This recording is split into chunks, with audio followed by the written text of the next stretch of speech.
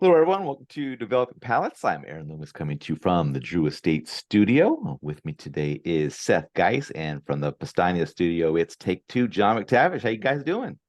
Take two. Dude, man, I get the weirdest deja vu. It's so weird. Takes two, baby. That's right. All right. So today we are talking about the Maya Selva, Flor de Selva, 2023 number 15, or you could say the number 15 2023 version. This was this kind of came from a two-pack they sent out. So they have some really old stock of these that are, I think, rolled from 2015. And then these are the newer rolled versions. So they kind of wanted people to do a comparison. So this is the first one. We'll also do the original old stock and kind of have a bit of a fun kind of comparing the two. But Hell yeah. for this one, it's a Bellicoso, kind of short Bellicoso, 5.5 by 54. Comes out of the Tabacos de Orient factory in Honduras.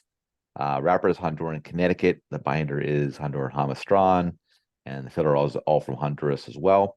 Blended by Maya Selva. Price point is $19.75, and the cigar is released in September of 2023. So with all that out of the way, Seth, what was your overall experience like with this cigar? Listen, nice looking Bellicoso. Do we have a photo? Did we put it up? Did I miss it? Yeah, I had the photo up Yeah. Oh yeah, you did. previously. I saw it. I was looking at it just now. Oh, I'm an idiot. It's a nice looking Um, bellicoso. it is firm cigar. Aromas of cedar, cream, hay, soft tobacco, sweet earth. First third opens up. I was getting this saltine cracker, a little cedar, hay, some light grass, some white pepper, tobacco and earth. It's been forever since I smoked the original Maya Selva, and I know we have the notes on it. So like I smoked this one first, but I was like, kind of smokes like a European light Connecticut. Um, Second, third kind of delivered that same quality. It was getting like saltines, pepper, earth, cream, cedar, hay, still medium strength and body. And the final third is kind of actually it's not kind of it's just right there. Burn and draw were very good. Smoked nice. John? Yeah, I like this one. Started out with sweet bread in the first few puffs, which is always, for me a good way to start. Mildly spicy wood in the finish, cinnamon on the retrohale, and then that cinnamon kind of also joined the finish. So that's a really nice way to start a first third. Very restrained, a little more intense on the second third. I actually found baking spices in the second third went up to medium, but still that bread and wood note there. Overall, I'd say, even though I don't have a lot of notes, sort of describing any sort of level of detail, it's just kind of one of those cigars where you're like, yeah, no, this is good. Like it's just coming together in a way that's enjoyable and elevates it, and I want to return to this. Last third, I think, kind of took a bit of a step down for me.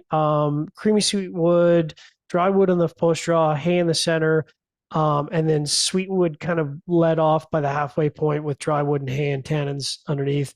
So, you could say that's sort of a very classic Connecticut profile, and it is, but also a classic Connecticut profile has been done a thousand times. So that last third just didn't stand out for me, unfortunately. As Seth already alluded to, I had perfect draw, perfect burn. So this is a nice experience. This is a nice cigar to review. I don't remember when I reviewed it, but it was a bright light in a dark tunnel. Yeah, for me, this cigar started with cedar and a burning paper note. Got some light earth that joined in pretty quickly and some chalkiness a bit later.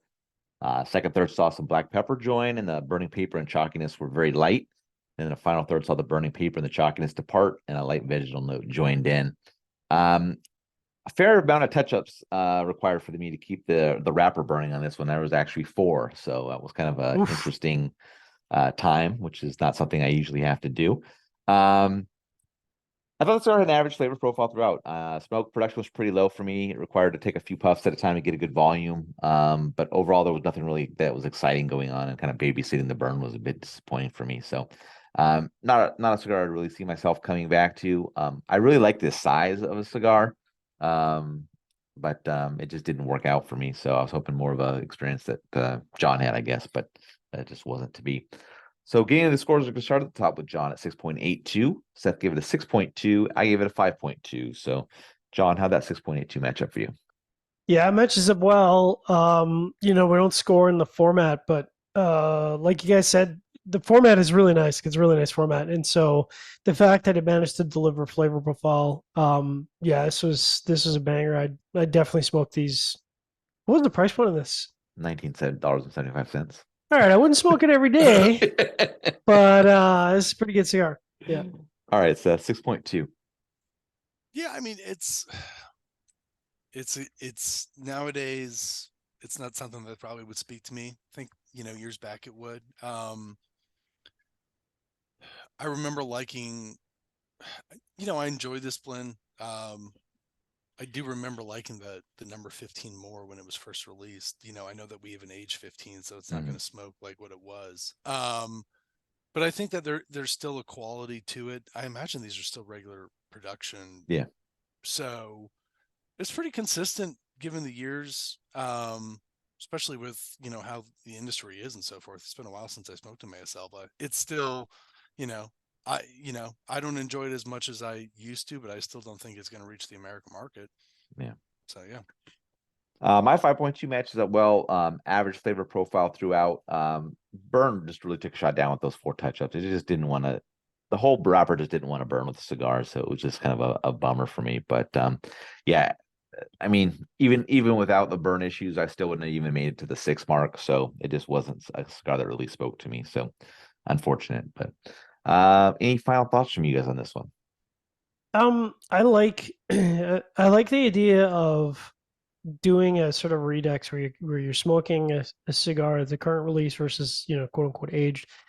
As Seth kind of mentioned, the only crappy thing is that you can't smoke a cigar in time. Like you can't smoke it as if it was 2012. I wish you could, because that'd be a fun experience. But some cigars age really well and some cigars don't age really well. And I feel like because it's a bit of a lighter profile, I don't think it's a cigar that's going to age particularly well. But I guess we'll find out when we do the redux. Yep, exactly. All right, wherever you're catching this video, be sure to like and subscribe, but check out the full written review on the website, developingpalettes.com. Follow us on all the social media channels, and you can catch all of our review recaps on podcasts, so iTunes, Google Play, and Podbean. Thank you for tuning in. We will catch you on the next one. Number 15.